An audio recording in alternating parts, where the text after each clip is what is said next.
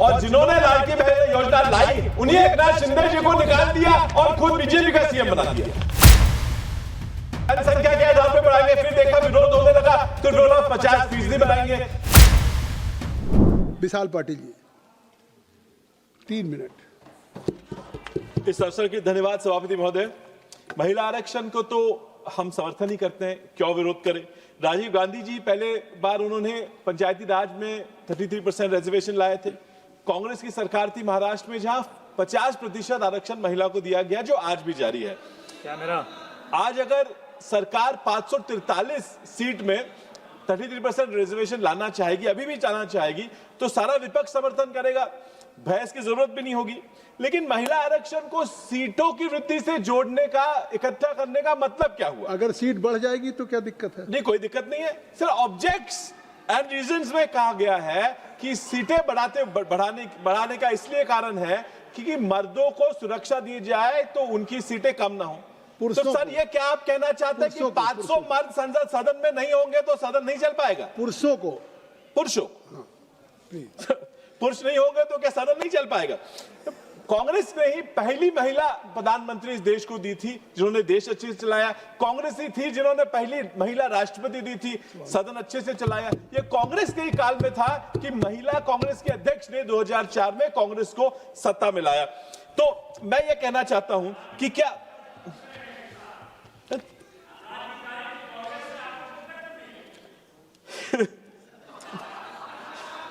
तो आप उनकी नोटिस मत लीजिए। मैं नहीं करा। चलिए चलिए सर, सीट बढ़ानी थी, मैं मान गया सीट बढ़ानी थी, तो क्या क्राइटेरिया हुआ? किस आधार पे बढ़ाना चाहते हैं? What's the criteria? तो पहले कहते थे जनसंख्या के आधार पे बढ़ाएंगे, फिर देखा विरोध होने लगा तो डोला 50% बढ़ाएंगे। लेकिन 50% बनाने का इस पूरे बिल में कहीं उल्लेख नहीं है, कहीं नहीं कहा गया।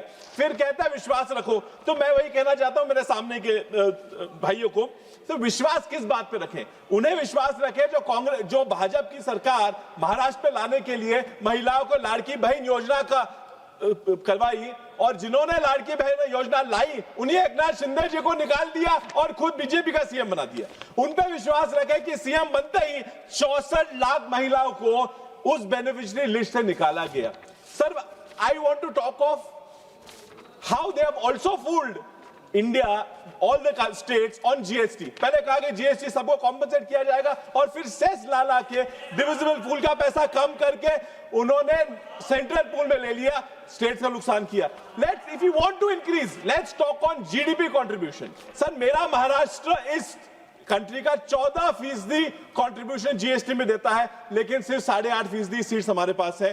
Sir, if you compare Tamil Nadu which contributes 3.9%, and you Bihar 2.8%, they have the same number of seats. Uttar Pradesh में 8.5% कंट्रीब्यूशन है, लेकिन 15% सीट्स है।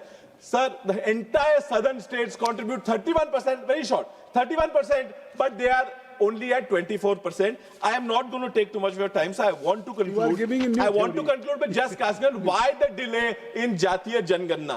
जातीय जनगणना क्यों देर करी जा रही है? क्या सरकार नहीं चाहती जातीय जनगणना करे? सर, गृह मंत्री, ये सरकार, sir, I am just concluding very shortly that 1971 में युद्ध हुआ तो भी जनगणना हुई, 1991 में फाइनेंशियल क्राइसिस हुई तो भी जनगणना हुई। जनगणना क्यों नहीं हुई? और ओबीसी का ब्लॉक में आपने अब तक You have made your point. No, very short point, sir. Just conclude.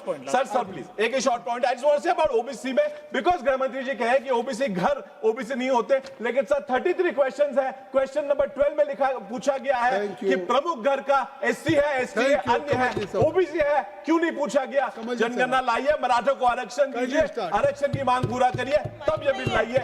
धन्यवाद। धन्यवाद माननीय अध्यक्ष महोदय जी। It will be on.